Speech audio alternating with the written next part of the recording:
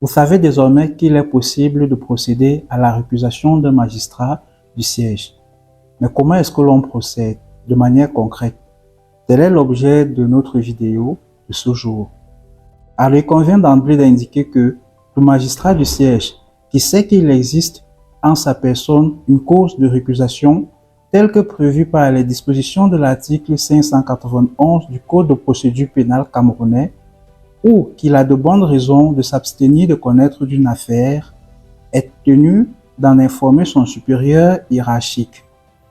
Eh bien, comment est-ce que l'on procède pour récuser un magistrat du siège?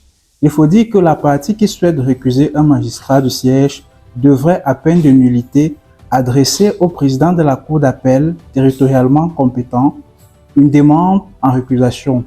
La demande devrait contenir le nom du magistrat visé par la récusation.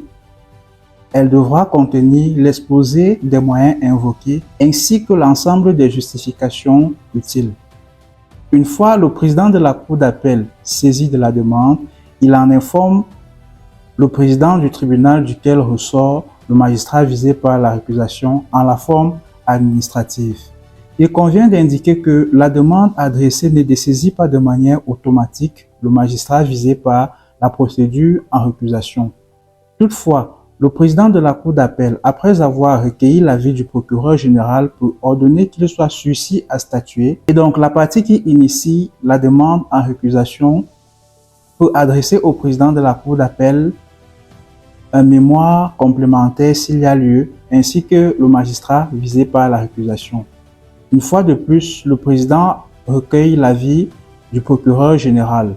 Ensuite, il statue sur la requête. Alors, deux possibilités sont susceptibles de se produire. La première, le président de la cour d'appel décide de donner droit à la demande en récusation. Dans ce cas, il dessaisit le magistrat du dossier et le confie à un autre magistrat de la même juridiction. La seconde possibilité est le rejet. À travers une ordonnance de rejet de la demande en récusation, le président procède également à la condamnation du demandeur à une peine d'amende dont le montant est compris entre 75 à 750 euros. Si on est en France, au Cameroun, ce montant varie de 100 000 à 500 000.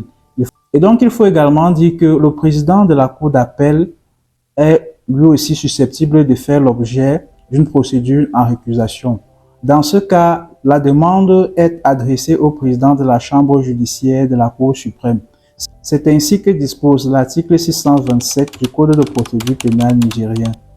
Le président de la Cour suprême est lui aussi susceptible de faire l'objet d'une procédure en récusation. Dans ce cas, la demande est adressée au greffe de la Cour suprême. Ainsi prévoit le Code de procédure pénale camerounais.